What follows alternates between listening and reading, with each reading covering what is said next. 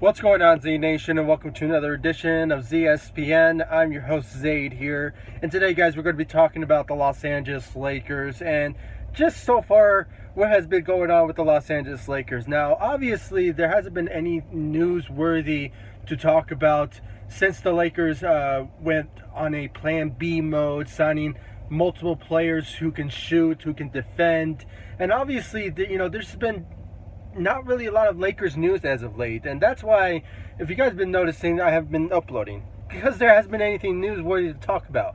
I mean, LeBron James switching his jersey back to number 23, and now Anthony Davis wearing number 3. I mean, that's not actually news. It's just something that just changed over a sudden. I mean, it's not anything to be all, oh my God, this really happened. No, it's a business thing, and obviously, it's just something that is just light news. It's not anything newsworthy to talk about. It's not like the Lakers traded for Andre Iguodala to fill in that 15-man roster, which, by the way, they still need to fill in that one-player roster that needs to be filled. And obviously, there's multiple players that the Lakers are looking at. They are looking at Kyle Korver, who is basically got waived from the Suns, and the whole Andre Iguodala situation. He's still on the trade block, but there's not been a lot of interest from certain teams. I mean, well, there is interest like the Rockets and the Clippers, and also the Lakers, but so far the Memphis Grizzlies are not really seeing any sort of appealing offer coming their way. And obviously what they're asking for is like first-round draft pick. And me personally, with the whole assets the Lakers gave away from their draft picks and their players, the young players, which, by the way, I'll miss dearly, from Lonzo Ball to Brandon Ingram to Josh Hart. I mean, you name them. I mean, they're going to be missed, and I hope they tear it up in the NBA. But the thing is, with that situation that the Memphis Grizzlies are in, it kind of puts things into consideration of, should the Lakers just give a first-round draft pick just to get Andre Iguodala? Because I'm telling you guys, if they get Andre Iguodala, they are set. They are ready to compete in the Western Conference and be a much better team than the LA Clippers. Now, I'm not saying whatsoever that the Clippers are a better team whatsoever. I'm not. I mean, I still think they still have a long way to go to be a championship contender. I mean, they are a playoff contender, but, as a championship contender, it's still a long way to go because we're not sure about the chemistry between Paul George and Kawhi Leonard. So it still remains to be seen. But as of right now, guys, when it comes down to it, the situation that I want to bring up is not just well, obviously I brought up the 15-man roster that the Lakers need to fill up for that one player, but obviously they have to look at all certain positions. Okay, they have to look, and me personally, I think they're already overwhelmed with the whole guard situation. So I think they should go after either a small forward or potentially maybe a center. But I kind of think they're going to do two ways of that. And still remains to be seen if the Lakers are still going to be waiting on, I don't know, maybe like a player who might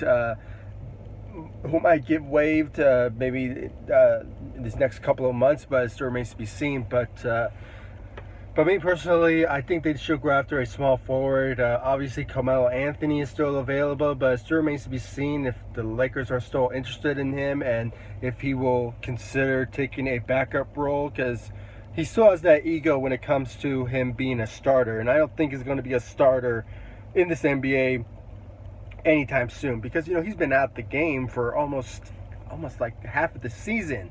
So it still remains to be seen, and it kind of puts things in consideration of who the Lakers might fill in that one player to fill in that 15-man roster. And it's just still remains to be seen. I'm really anxious to wonder where their mindset is, because you never know. The Lakers might consider somebody from the G League, from the South Bay Lakers, and they'll just fill in that certain player. So, you know, it remains.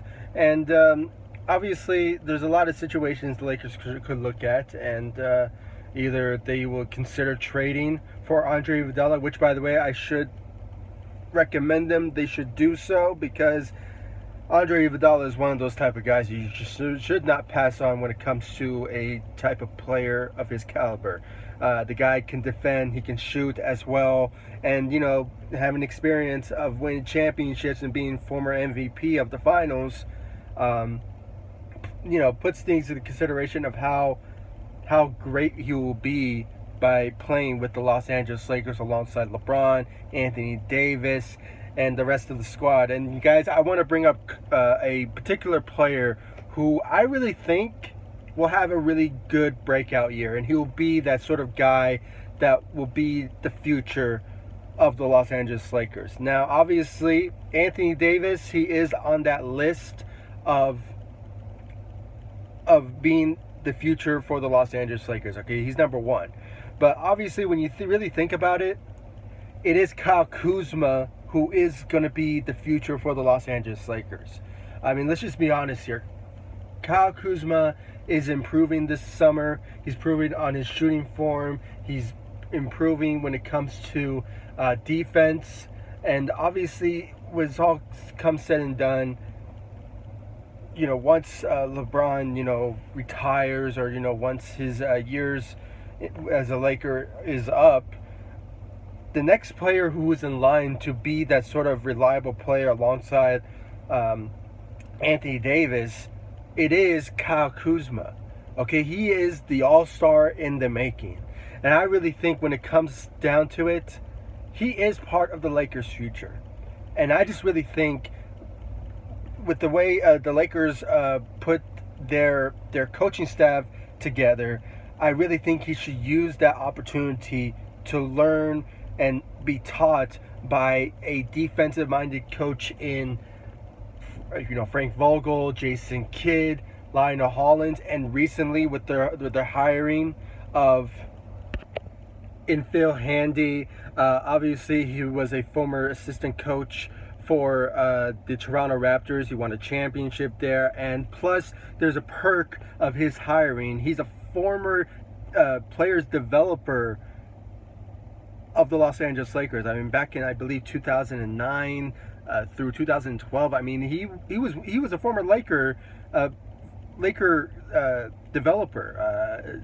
You know, developing players. So obviously he has a knowledge of how the Lakers, you know, work there, and obviously he knows like the winning mentality of the Lakers. So obviously by bringing him back, and plus having also a assistant role with LeBron during his times in Cleveland, I mean, obviously there's a relationship there. So obviously it's a good hiring from the Los Angeles Lakers, and I just think the Lakers are building a very strong coaching staff with a defensive-minded coach, defensive-minded coaches, and their ability to coach. It will really help boost the chance of Kyle Kuzma to learn from them, and especially defensively, because he's been lacking defensively, obviously for this past 2 years. And I just think with his ability of how he can score and how he can go to the rim and just, you know, attack the rim. I mean, the guy is on an all-star ready level. And I just think next season is going to be his year to be that third option for the Lakers. And now, obviously, he is, I guarantee you guys, I think he's going to be in the small forward position, okay? I know he is a power forward type of guy, but if he's ever going to be in the starting role for the Los Angeles Lakers, and, you know, with Anthony Davis putting it out there that he wants to be a power forward, puts things into consideration that Kyle Kuzma is either going to be a backup for Anthony Davis if he wants to stay on the power forward position, but if he wants to start, I think he's going to be a small forward. That's if LeBron James is going to be the point guard for the Los Angeles Lakers, which I don't really see that happening, to be honest. I mean, I just see the reports and everything, but you know, if any given day, I really think that the Lakers are going to possibly let LeBron be the point guard, but still remains to be seen. But you know, it's kind of confusing as of right now of how this offseason and training camp will be, and who will compete for what. But it's going to be very interesting to watch who's going to be the starters, and who's going to be the backups and the rotations. So it still remains to be seen. But as of right now, like I have to say, guys, you know, Kyle Kuzma is on the rise, and I just really think with his ability to learn from like LeBron and learn from you know, teaming with somebody like Anthony Davis and learning from coaches who know how to coach in this league. And obviously, I just really think that Kyle Kuzma is really getting a sweet ride with the Los Angeles Lakers this year and learning from the best, and especially for somebody like a Lionel Hollins, who he has really been known for being a defensive-minded coach. And I just really think learning from him as well would really boost Kyle Kuzma's chances of being a very good player in this league, and to the limit of being an all-star caliber player. And obviously, overall, the Lakers, as of right now, they are looking good. I really consider them to trade for a Andre Iguodala, or maybe consider bringing in Carmelo Anthony if he still has the ability to shoot and maybe be a good defender, which he has been well known for. I mean, throughout his years during his times in Denver and in New York, I mean, he has been well known for being a good defender as well. So, you know, it still remains to be seen who the Lakers will fill in that one-man roster spot for to fill in that 15-man roster. It still remains to be seen. So, guys, please comment down below. I mean, obviously, there has been anything newsworthy to talk about, but I just want to give you guys my thoughts and my opinions about, so far, what my expectation is when it comes to this offseason and training camp. Like I said in the beginning, the Lakers filled in their roster right away with their Plan B mode. Got shooters, got defenders, and obviously brought back players who were a decent asset to the team last season. I mean, maybe not so much with the whole KCP situation, but if he comes out next season a much different player, then you know, I will basically shut my mouth when it comes to KCP and his involvement with the Los Angeles Lakers. But you know, they brought in players like you know, Jared Dudley, and they brought in Cook, and obviously the Lakers just did their homework and brought in players that were basic needs to fill the roster and build around LeBron and Anthony Davis. And obviously, with the added addition to Avery Bradley, it is something special to really watch next season when it comes to those certain players who can shoot and defend. And obviously, with the whole, and also I almost forgot about DeMarcus Cousins. I mean, adding him, I mean, I really think there was like an article that I saw that I believe Boogie Cousins is the steal of free agency. I mean, I'm not sure about that, but you know, if it is true, I really think that he is going to have a much different season next, you know, this upcoming season. And I just really think that he has a goal in mind, and obviously he wants to get his money for next season in 2020. So obviously it's going to be very interesting to watch what he will bring to the table when it comes to next season as a Los Angeles Laker. But overall, the Lakers did their homework. They did a good job. They brought in players who can shoot and defend. And obviously my most expectations for next season is to see Kyle Kuzma basically, you know, be on an all-star caliber level. And I just really think he will do that. And obviously by learning from somebody like you know, like LeBron James and Anthony Davis being that sort of third option, if possible, for the Lakers, would really boost his chances of basically being the future for the Los Angeles Lakers, and I just really can't wait for that. So guys, please comment down below, like, subscribe, and guys, if there's any newsworthy to talk about when it comes to the Los Angeles Lakers, I'll bring it to you guys on this channel. And guys, make sure to follow me on Twitter at ZSPN_sports. I mean, I get all my information when it comes to any sort of newsworthy about the Los Angeles Lakers. I mean, recently there hasn't been anything, but when it comes to hirings and changing of jerseys, I right away retweet that.